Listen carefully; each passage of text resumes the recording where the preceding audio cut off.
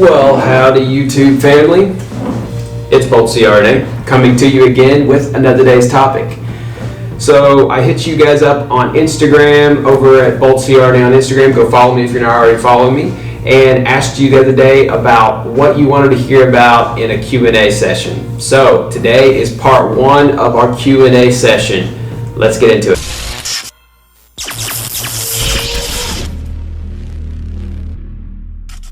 First thing you guys want to know is advice on getting letters of recommendation when you're applying to CRNA school. And specifically, I get this question from travel nurses because they know I was a travel nurse for 2 years before I went to CRNA school. So they want to know, how did I get a letter of recommendation from my manager, which is typically a request for CRNA school. They want your nurse manager to give you a letter. How did I get that letter when I was a travel nurse? Because typically they won't write you a letter of recommendation when you've only been there 3 months as a contract travel nurse.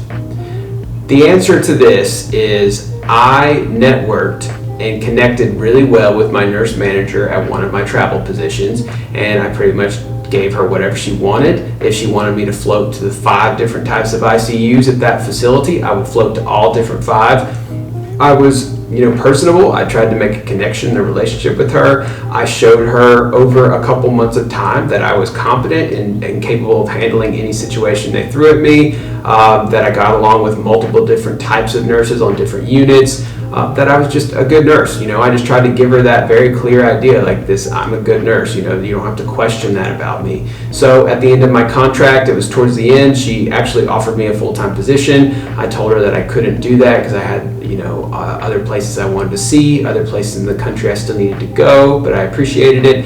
And I did say, would you be comfortable writing me a letter of recommendation for my time here that I was with you? And she told me, I don't normally do this. You would be the only traveler I've done this for, but she chose to do that. So I'm saying, network, make connections, make people want to have you succeed. If people want you to succeed, they're not going to say no when you ask them for a letter of recommendation.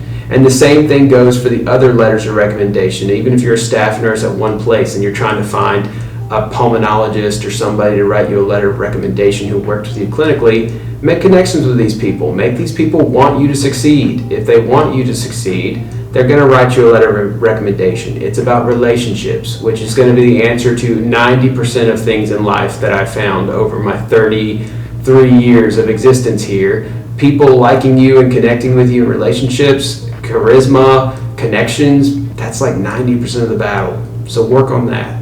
Next question is, you want to know what my thoughts are in pursuing the nurse practitioner route.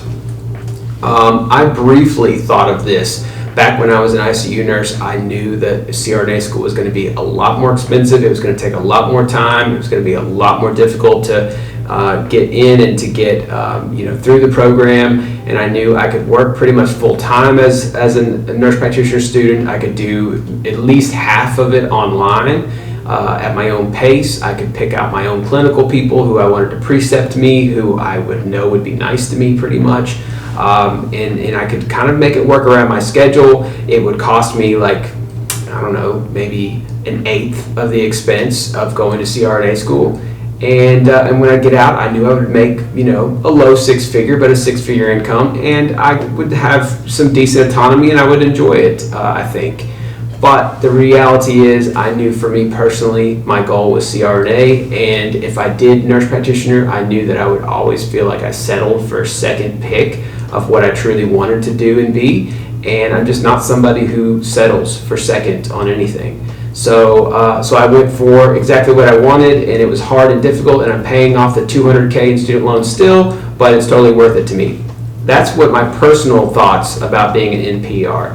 Now, if you want to be a nurse practitioner and that's something that you feel passionate about, you have shadowed nurse practitioners, you've talked to many of them, they tell you that they think that you would be good for the role and you feel like you would be good for the role, and maybe you don't feel like you'd be good for the CRNA role, I totally feel like nurse practitioner is an amazing route. They're super necessary. I think they're the major primary care providers in America and will be the major primary care providers going forward into the future. So I think NPs are amazing and I love them. So if you want to be an NP, do it.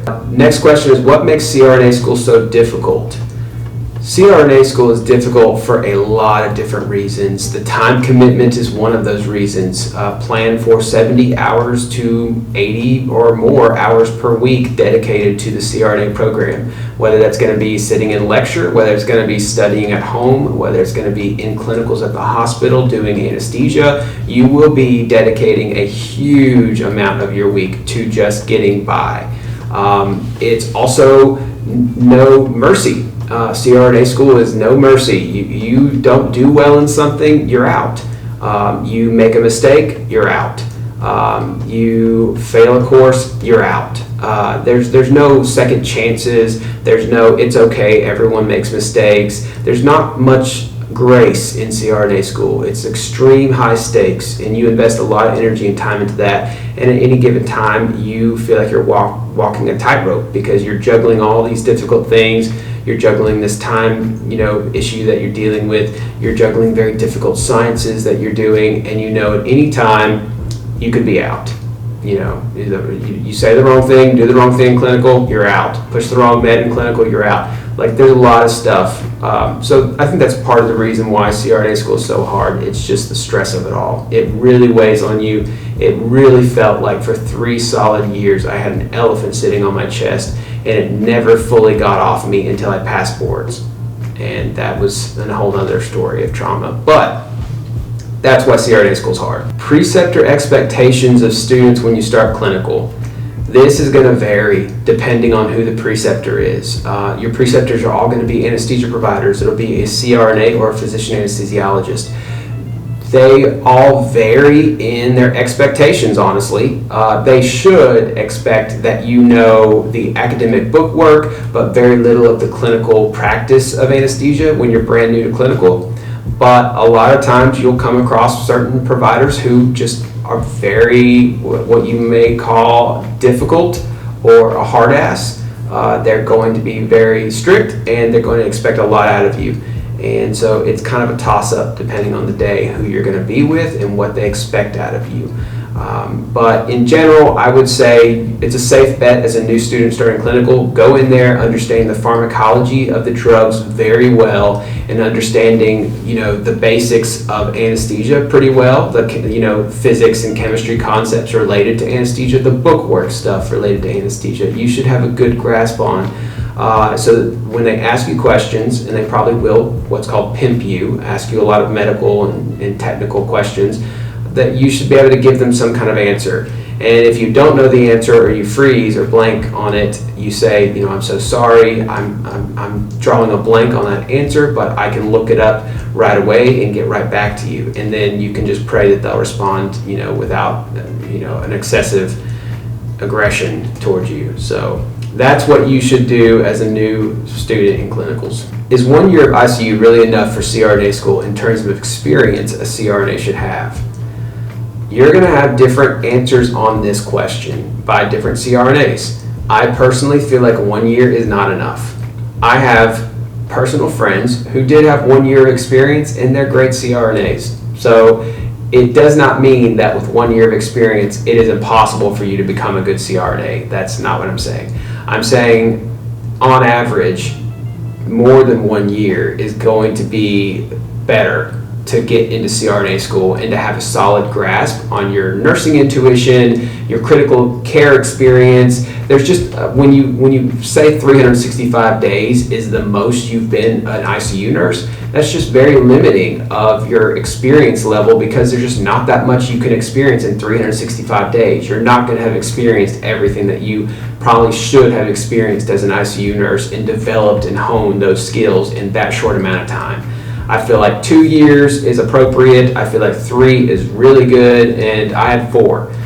So I feel like 3 is probably pretty solid. I probably still learned some things between the 3rd and 4th year that I didn't know beforehand, but I feel like you could probably start with 3 years and have just as solid of understanding of critical care nursing as you need to begin learning anesthesia. Because again, they're different fields. You're not trying to become the best ICU nurse you've ever been, because you're about to leave that field behind and go into anesthesia.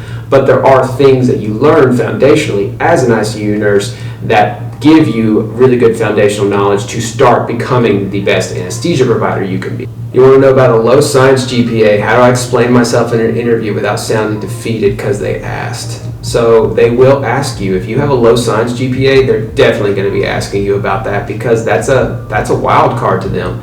They're not going to jeopardize a spot in their program with somebody who they think may not academically be able to pass CRNA school.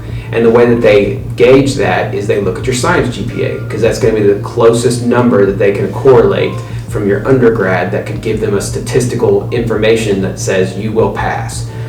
If you made a B in chemistry, a C in A&P, a B minus in microbiology, a B in Bio 101, they're going to look at that and say, this person barely gets through their sciences. They're not excelling in their sciences. In the undergrad, if it's undergrad level classes and you're struggling to get by, you will be blown away by the sciences in grad school of CRNA school.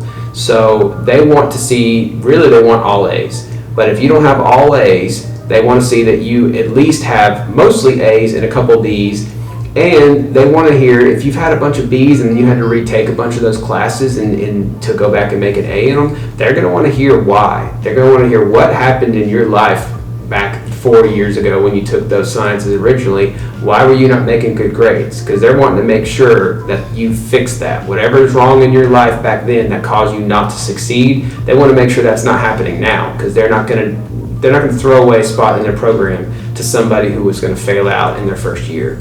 So yes, that's what you need to do. You need to explain to them what you've done differently since then to now to improve your GPA. They will want to see evidence that you have retaken courses and done well in those courses since then, to show that you're not just giving them lip service and you actually are better in your sciences now.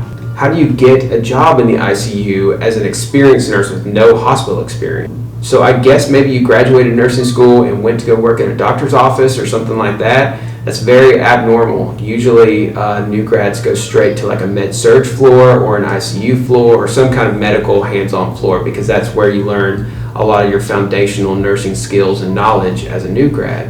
And that would be hard. I don't know many ICUs that they would pretty much be hiring you in as if you were like a new grad, if you're a nurse that's never had any hospital experience.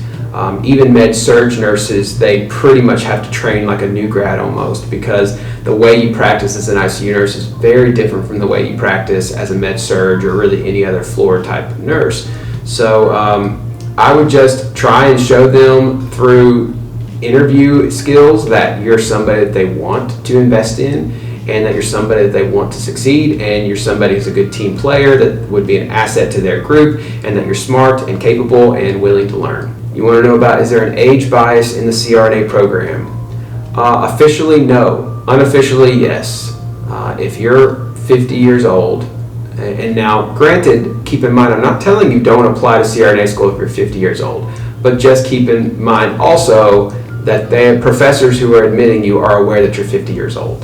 They're aware that you may have not done your undergrad, since 15, 20 years ago.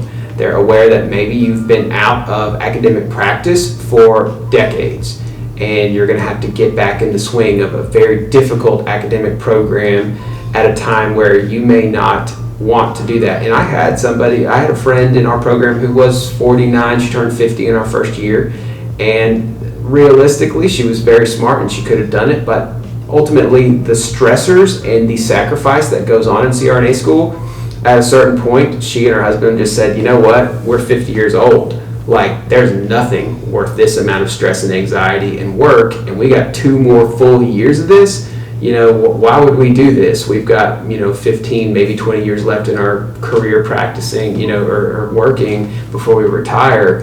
Why would we do this? Why don't we just drop this? And we were happy being, the position we were in before. So that's just a realistic perspective that you may face. And the professors I'm sure they've dealt with that before, and they've seen that perspective, and they probably understand it themselves, probably being 50 or plus their own selves, imagining if they would go back to school at that age and if they would have made it. A lot of your professors will tell you, like, if I had to go back to school again now at 50 something years old, I wouldn't have made it. So just all those things keep in mind. No, officially there is no age bias, but yes, unofficially there is. My thoughts on educational changes post-COVID. Well, currently what's going on is a lot of online type classes, or classes where you log onto your computer through Zoom and the professor's on their Zoom and they're teaching you and interacting with you in that way. So that's a little different. I know that's already happening. They may incorporate some more elements of that, but CRNA School is very traditional. It has very traditional roots, and I don't see them transitioning to an online platform unless they just absolutely have to in the future. Because one, a lot of the things that you're teaching are difficult concepts, and they're not taught very well through a computer screen where no one's really involved in the classroom or connecting with the professor. And two, you're going to have to be physically at a hospital 40 hours a week at least for a couple years of the program, so that's not going to be able to be done digitally. So you're going to have to be near a physical site at some point, and the site's going to be one that they organize and control. So it's not something that you can just do wherever you're living and you pick the clinical site. It's picked for you by them and organized and controlled by them. Do you wish you could work from home? Oh man, I was just saying this today to somebody at the dog park. I was like, that they said they work from home now because of COVID. I was like, man, I definitely picked a career, one of the rare careers it's a double-edged sword. I am essential, and it does mean that, I have pretty much a guaranteed job in any kind of situation.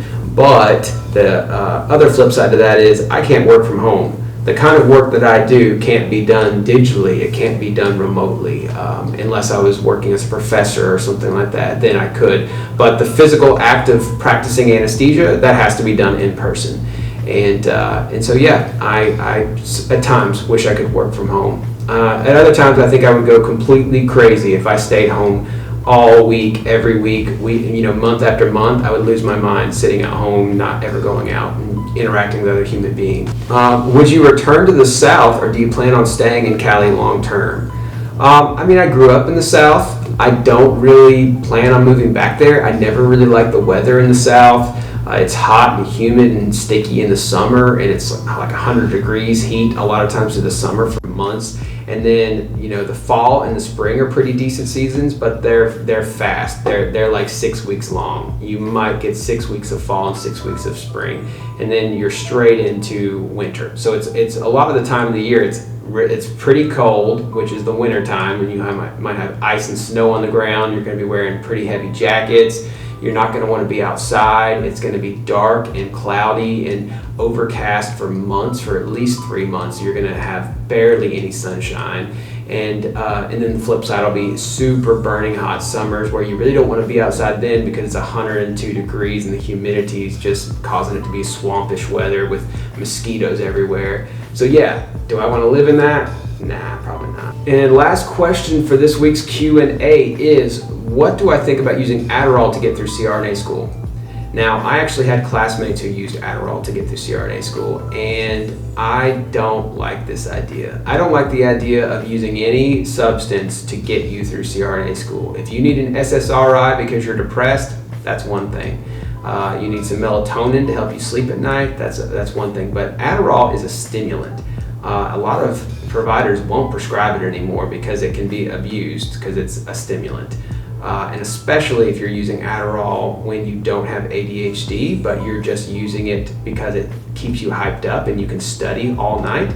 That's a dangerous coping mechanism that you're developing. And if you're doing that in CRNA school, you're kind of exposing yourself to the mindset of using drugs to get you something that you need, which is dangerous for an anesthesia provider to let their mind ever go to that place, because we do have access to the most powerful drugs at our fingertips all day long, and you could get away with stealing them and diverting drugs if you wanted to as an anesthesia provider. And 1 out of 10 anesthesia providers, I believe, is the statistic that says at some point in their career they'll abuse the substances that they're administering.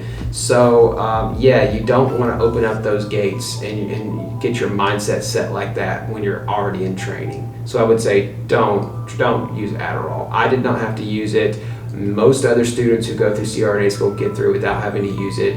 Coffee, use that as a stimulant if you need to. I used coffee, and sometimes just slap yourself awake. If you got to slap yourself a few times and stay awake at 11 p.m. at night and keep studying, do that. and drink that coffee, but don't go to prescription drug abuse. Well, all right, guys, that was everything. That was your Q&A for this week. I will have another Q&A next week, so you've got some more questions. If I didn't get to your question this week, I've got some really good ones coming up next week, so looking forward to that. Make sure and hit that subscribe button if you're not subscribed. Make sure and join that membership if you're looking to get into CRNA school or you're looking for one-on-one mentorship from me personally. I love connecting with you guys through the mentorship program that YouTube offers here, so make sure and do that. Of course, hit the like button unless you didn't like the video, but still hit the like button anyway then. And I will see you guys next time.